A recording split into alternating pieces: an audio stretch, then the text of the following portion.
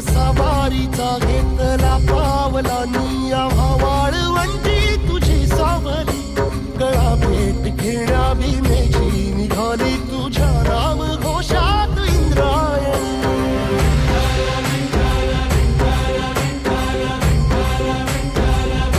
भिडे आसमंती ध्वजा वैष्णवांची उभी पंढरी आज नादावली